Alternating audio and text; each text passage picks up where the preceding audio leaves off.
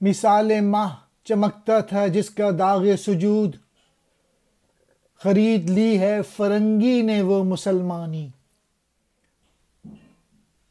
ہوا حریف و ماہ و آفتاب تو جس سے، رہی نہ تیرے ستاروں میں وہ درخشانی۔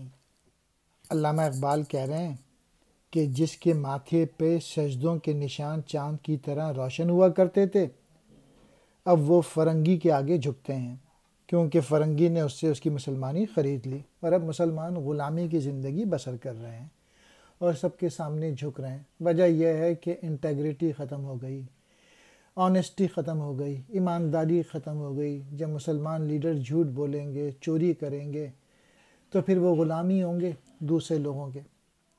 ایک زمانہ تھا کہ مسلمانوں میں چمک دمک تھی، اور اب وہ ختم ہو گئی، کیونکہ ان میں پیشن نہیں رہا، ان میں جذبہ نہیں رہا، ان میں آنیسٹی نہیں رہی، انٹیگریٹی نہیں رہی۔ یہ سارے جو اسلامی بیلیفز تھے وہ سارے ختم ہو گئے۔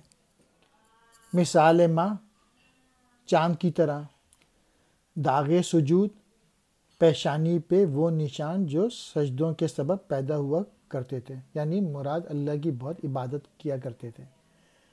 حریف کہتے ہیں دشمن کو، ماہ و آفتاب چاند اور سورج، درخشانی چمک روشنی۔